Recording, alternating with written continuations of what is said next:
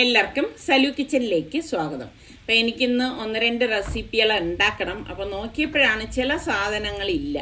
അതുപോലെ തന്നെ എനിക്ക് കുറച്ച് വെജിറ്റബിൾസും കൂടി ഈ കൂട്ടത്തിൽ വാങ്ങിക്കേണ്ടതായിട്ടുണ്ട്. അങ്ങനെ ഇപ്പം നമ്മളിതാ സാധനം വാങ്ങിക്കാനൊക്കെ ആയിട്ട് ഇറങ്ങിയതാണ്. ഇവിടെ വന്നു കഴിഞ്ഞാൽ ഒരു ഗുണം, എനിക്ക് വേണ്ട ഐറ്റംസ് എല്ലാം കിട്ടുകയും ചെയ്യും. അപ്പം ഈ ചിലത് നമ്മൾ ഉണ്ടാക്കാനായിട്ട് കയറുമ്പോഴായിരിക്കും അത് തീർന്നെന്ന് വരുന്നത്. ഇന്നിപ്പം അങ്ങനെ ഒരു പാടൊന്നുമില്ല. കാര്യം എന്ന് പറഞ്ഞാൽ എനിക്ക് വേണ്ട സാധനങ്ങളെല്ലാം മനസ്സിൽ കുറിച്ചിട്ടിട്ടുണ്ട്. അതുകൊണ്ട് തന്നെ ഇവിടെ വന്നുടൻ ആ സാധനങ്ങളെല്ലാം എടുത്തു. അപ്പോൾ പെട്ടെന്ന് തന്നെ ഷോപ്പിംഗ് ജോലി എളുപ്പമാക്കി എന്ന് തന്നെ പറയാം കേട്ടോ. അങ്ങനെ ഇപ്പം ഇതെല്ലാം എടുത്തിനിപ്പം ഈ അടുത്ത ജോലി ഇതാണ്, എല്ലാം ഒന്ന് കാറിലേക്ക് അടുക്കി വെക്കുക എന്നുള്ളത്. അങ്ങനെ ഇവിടെ നിന്ന് തന്നെ സാധനങ്ങളെല്ലാം കിട്ടിയിട്ടുണ്ട്. അപ്പം അതുകൊണ്ട് തന്നെ മറ്റു ഷോപ്പുകളിലേക്കൊന്നും പോകേണ്ടി വന്നിട്ടുണ്ടായിരുന്നില്ല കേട്ടോ. അപ്പം മനസ്സിൽ ഒരു ധാരണ ഉണ്ടായിരുന്നു ഇന്ന സാധനങ്ങളൊക്കെ വാങ്ങിക്കണം എന്നുള്ളത്. അപ്പോൾ സാധനമെല്ലാം എടുത്തു. ഇനിയിപ്പോൾ നേരെ വീട്ടിൽ പോകണം. ഇനി ഇത് വെച്ച് വേണം ഒന്ന് രണ്ട് റെസിപ്പികൾ ട്രൈ ചെയ്യാൻ. നല്ല മച്ചീനി കിട്ടിയിട്ടുണ്ടായിരുന്നു. അപ്പം ഞാൻ അതൊക്കെ ഒന്ന് ക്ലീൻ ചെയ്തെടുക്കുകയാണ്. കാരണം ഇനിയിപ്പോൾ നോമ്പ് ആവാറായിട്ടുണ്ട്. ഇപ്പം നോമ്പിൻ്റെ ആ സമയമൊക്കെ ആകുമ്പോൾ രാവിലെ എഴുന്നേറ്റ് നിസ്കാരവും മോദലും അങ്ങനെയൊക്കെയുള്ള നമ്മളുടെ ദൈവികപരമായിട്ടുള്ള കാര്യങ്ങളിലേക്കൊക്കെ പോകും. അപ്പം ഇങ്ങനെയൊക്കെ നമ്മൾ പ്രീ പ്രിപ്പറേഷൻ എന്നുള്ള രീതിയിലുള്ള കാര്യങ്ങളൊക്കെ ചെയ്ത് വെക്കുകയാണെങ്കിൽ നമുക്ക് നോമ്പ് തുറക്കുന്നതിന് ഒരു അരമണിക്കൂർ മുമ്പ് ഇപ്പം ഫ്രൈ ചെയ്യാനുള്ളതാണെങ്കിൽ ഫ്രീസറിൽ നിന്ന് എടുത്ത് പുറത്ത് വെച്ചിട്ട് ഫ്രൈ ചെയ്യാം. അതല്ല ബാക്കിയുള്ളത് ചെയ്യാനുള്ളതാണെങ്കിൽ ഫ്രിഡ്ജിൽ നിന്നൊക്കെ എടുത്ത് വെച്ച ശേഷം നമുക്ക് എളുപ്പത്തിൽ നമ്മളുടെ ജോലികളും ഒതുക്കാനും പറ്റും. നമുക്ക് നല്ല രീതിക്ക് ഇബാദത്ത് ചെയ്യാനും പറ്റും. അപ്പൊ ഞാൻ ഇതെല്ലാം ഒന്ന് ക്ലീൻ ചെയ്തെടുക്കാണ്. ഫാബി മോളെ ഏൽപ്പിച്ചിരിക്കണത് കൊച്ചുള്ളി പൊളിക്കാനാണ് കേട്ടാ.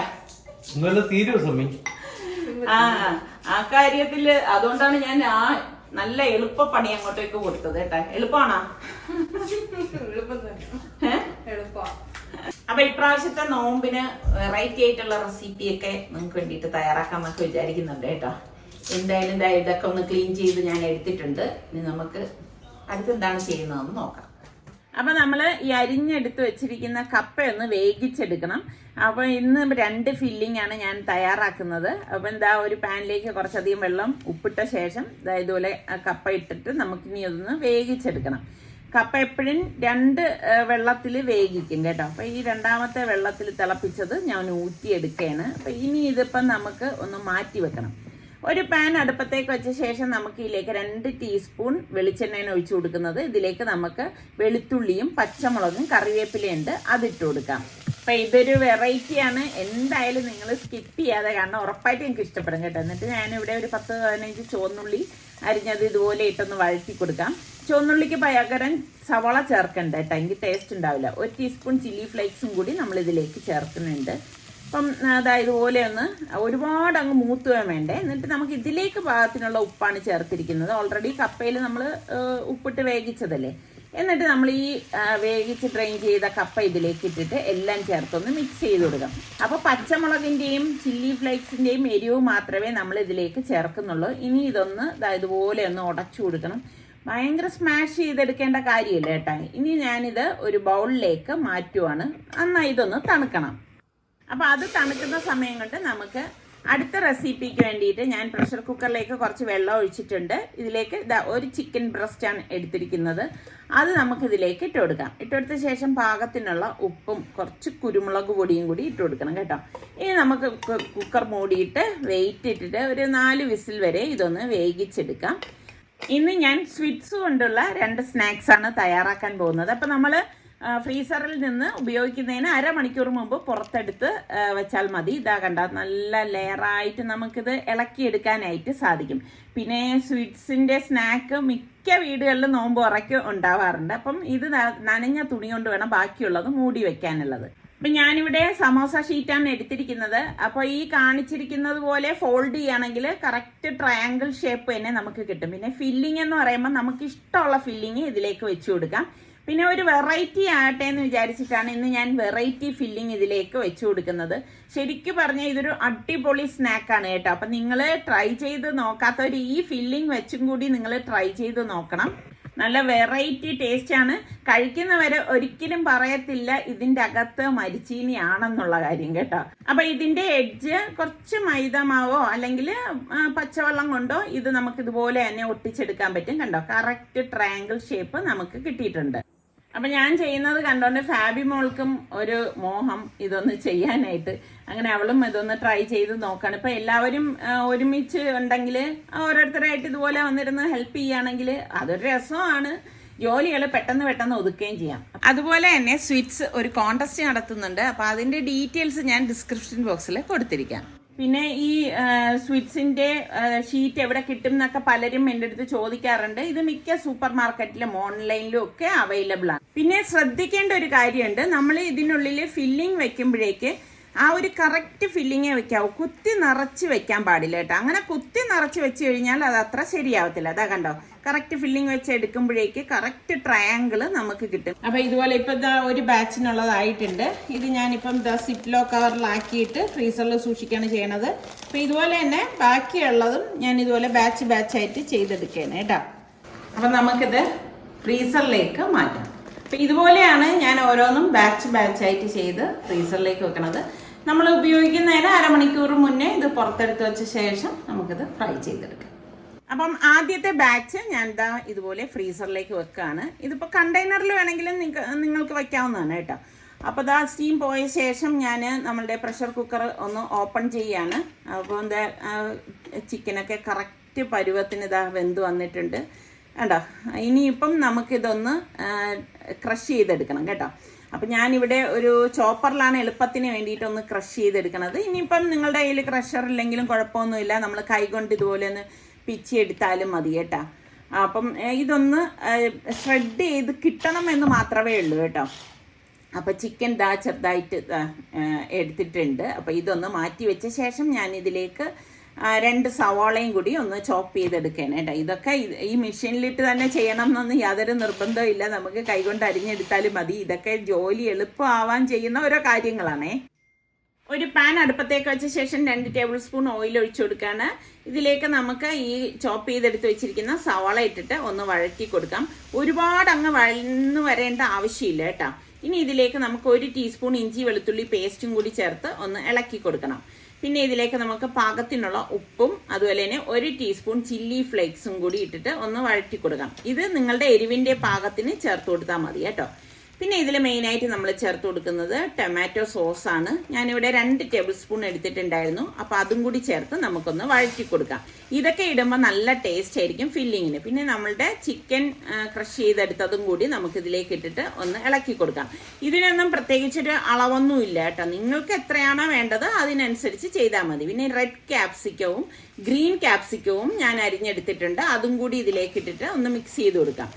അപ്പം നല്ലൊരു വെറൈറ്റി ടേസ്റ്റ് ആണ് ഈ ഒരു ഫില്ലിങ്ങിന് കിട്ടുന്നത്. അപ്പൊ തണുക്കാനായിട്ട് ഒരു പ്ലേറ്റിലേക്കൊന്ന് മാറ്റി കൊടുക്കാം കേട്ടോ. എന്ന് ഇതുപോലെ ഒന്ന് നിരത്തി വെച്ച് കൊടുത്തു കഴിഞ്ഞാൽ പെട്ടെന്ന് തന്നെ തണുത്ത് കിട്ടും. അപ്പൊ ഇനി നമുക്ക് സ്പ്രിംഗ് റോളിന്റെ ഡോ ഷീറ്റ് കൊണ്ട് വെറൈറ്റി ആയിട്ടുള്ള ഒരു സ്നാക്ക് തയ്യാറാക്കാൻ വേണ്ടിയിട്ടാണ് നമ്മൾ ഈ ഫില്ലിംഗ് തയ്യാറാക്കിയത്. അപ്പൊ അതെങ്ങനെയാണ് റെഡിയാക്കണമെന്ന് കാണിച്ചതേ. ഇപ്പൊ ഞാൻ നേരത്തെ പറഞ്ഞതുപോലെ സ്പ്രിംഗ് റോൾ ഷീറ്റ് അരമണിക്കൂർ മുന്നേ ഞാൻ പുറത്തെടുത്ത് വെച്ചിരുന്നതാണ്. പിന്നെ ഇത് ഉപയോഗിക്കുന്ന അനുസരിച്ച് നമ്മൾ ഇതുപോലെ നനഞ്ഞ തുണിക്കകത്ത് വെച്ചിട്ട് വേണം ഓരോ ഷീറ്റായിട്ട് എടുക്കാനുള്ളത് കേട്ടോ. അപ്പം ഇതിപ്പോൾ ഞാനൊരു വെറൈറ്റി സംഭവം ഉണ്ടാക്കാൻ വേണ്ടിയിട്ട് ഈ ഒരു സ്പ്രിംഗ് റോൾ ഷീറ്റിനെ കോണോട് കോൺ മടക്കി എടുക്കുന്നു. നമുക്ക് ഇഷ്ടമുള്ള ഷേപ്പിൽ ഓരോന്നും ചെയ്തെടുത്ത് ഉണ്ടാക്കാനായിട്ട് പറ്റും കേട്ടോ. അപ്പോൾ ഇത് 2 സൈഡും ഞാൻ ഇതുപോലെ ഒന്ന് ഫോൾഡ് ചെയ്ത് കൊടുക്കുകയാണ്.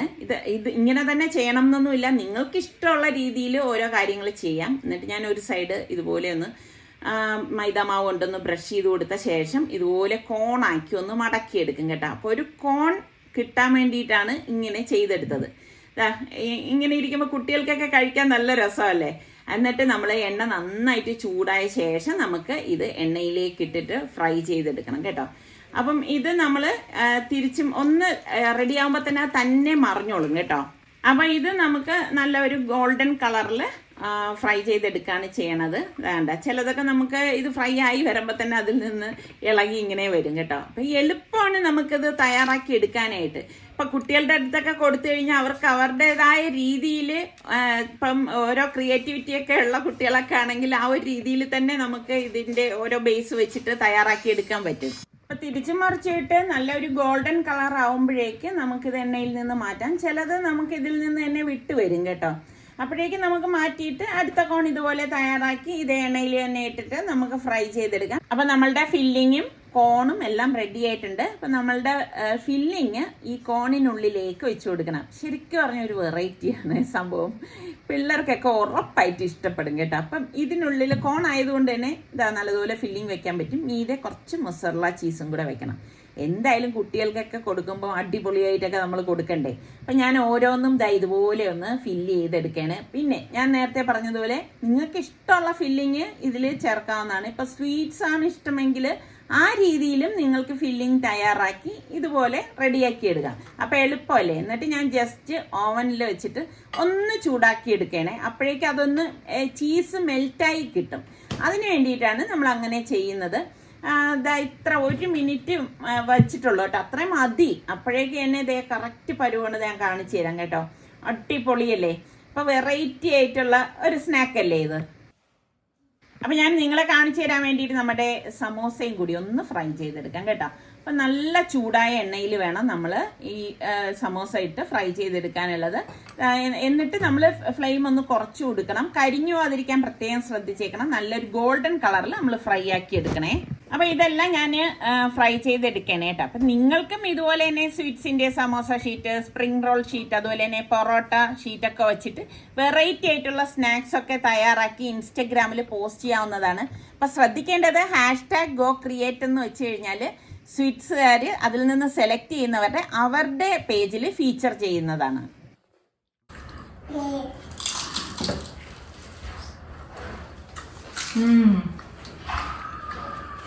അടിപൊളി. അങ്ങനെയുണ്ട് ബാബി.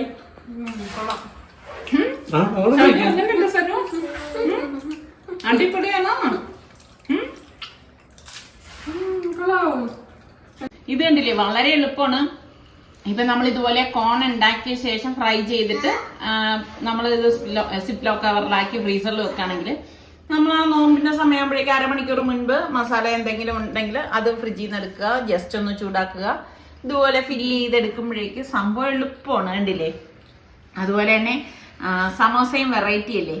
അപ്പം ഈ ഒരു രീതിയിൽ ട്രൈ ചെയ്യുകയാണെങ്കിൽ നമുക്ക് ആ നോമ്പ് തുറക്കുന്ന സമയമാകുമ്പോഴേക്കും ഒരുപാട് സമയം കിട്ടി ഇതൊക്കെ ചെയ്യാൻ. പിന്നെ നമ്മുടെ സമോസയുടെ ഫില്ലിങ് എന്താണെന്ന് നിങ്ങൾ കണ്ടല്ലോ. അപ്പൊ അതിന് പറ്റിയ ഒരു കോമ്പിനേഷനാണ് ഞാൻ ഇവിടെ എടുത്തത്, ചമ്മന്തി കേട്ടോ. അപ്പൊ ഈ ചമ്മന്തിയുടെ റെസിപ്പി ആണെങ്കിൽ നിങ്ങൾ പറഞ്ഞാൽ മതി. അടിപൊളി ടേസ്റ്റ് ആണ് കേട്ടോ. രണ്ടും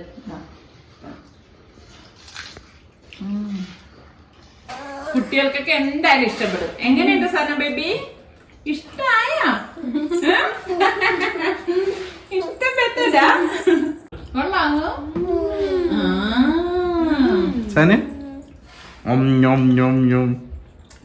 അപ്പൊ ഇപ്രാവശ്യത്തെ നമ്മളുടെ റംലാൻ റെസിപ്പി സ്വീറ്റ്സിനോടൊപ്പമാണ്. അപ്പൊ ഇതുപോലെ ഇതൊക്കെ എവിടെ കിട്ടുമെന്ന് പലർക്കും ഒരു സംശയമായിരിക്കും. ഇതിപ്പോ നമ്മളുടെ സ്റ്റോറുകളിൽ മാത്രമല്ല, ഓൺലൈനിലായിട്ടും നമുക്ക് ഇതുപോലെ സ്വീറ്റ്സ് റോളിന്റെ sheet, samosa sheet, parotta sheet എല്ലാം കിട്ടുന്നതാണ്.